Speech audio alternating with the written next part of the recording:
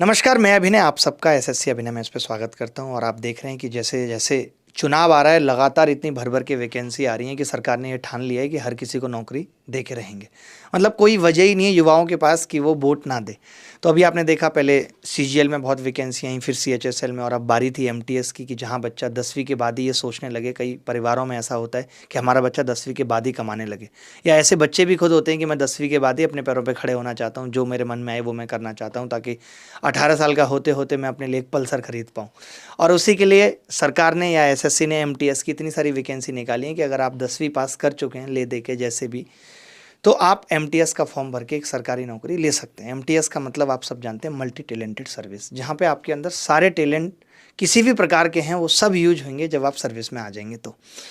तो यहाँ आपके पास एक अपॉर्चुनिटी है कि कम उम्र में अगर नौकरी लग जाती है तो आप आगे अगर किसी और चीज़ की तैयारी करना चाहते हैं, आप सीजीएल की भी तैयारी करना चाहते हैं, आप सिविल सर्वेंट भी बनना चाहते हैं, मैं ये नहीं कहूँगा कि आप साइंटिस्ट बनना चाहते हैं तो एमटीएस की तैयारी करें, वो सोच शुरू से ही दिख जाती है। अगर आपके यहाँ ये सोच है कि मैं अपने परिवार को अब अपने कंधों पर उठाना चाहता हूँ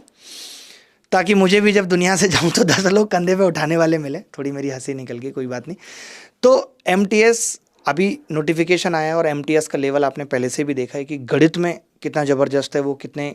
ज़बरदस्त लेवल के सवाल पूछते हैं। मैं अपने जीवन में अगर एक चीज़ सोचता हूँ कि कभी पूछूंगा तो एसएससी के चेयरमैन को मिलकर ही पूछना चाहता हूँ कि तुम्हारे गणित का पेपर कौन बनाता है एमटीएस का, क्योंकि तुम कभी वैसे सवाल सीजीएल मेंस में नहीं पूछ पाए, तुम कभी सीजीएल प्री में नहीं पूछ पाए, तुम आईएएस के एग्जाम में वैसे सवाल नहीं पूछ पाए जो तुम एमटीएस में पूछते हो। आखिर ऐसे कौन लोग हैं, क्या नासा से पेपर बन के आता है एमटीएस का? तो एमटीएस अपने आप में एक मुश्किल एग्ज़ाम होता है, लेकिन ये है कि यहाँ पे 25 साल से ऊपर वाला एग्ज़ाम नहीं दे सकता। यानी कि जैसे आप देखते होंगे कि सारे एग्ज़ाम्स टीचर दे देते हैं और एक सीट वो भी ले जाते हैं, वो यहाँ पे ऑप्शन नहीं है क्योंकि 25 साल से कम उम्र वाला ही बंदा इस एग्ज़ाम को दे सकता है। 25 भी होना नहीं चाहिए, 25 ही है ना, मेरे हिसाब से 20 होनी चाहिए थी, क्योंकि 10वीं अगर आपने पास की है तो 20 साल 18 साल बहुत है,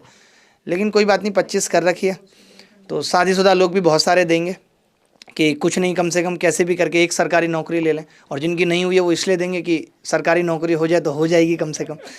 तो इसके लिए हमने सोचा कि हम एक यूट्यूब पे, आपने देखा होगा हमारा एक नया चैनल है ऑल एग्जाम अभिनय मैथ्स, जहाँ पे पहले हम जीडी की तैयारी करा रहे थे और अब एमटीएस आया तो हम चाहते हैं कि एमटीएस का फ्री प्रैक्टिस बैच उसके ऊपर चले। हमारे सारे टीचर्स, सारी टीम जिन्होंने इतनी मेहनत जीडी के बैच में की वो यहाँ पे भी करे,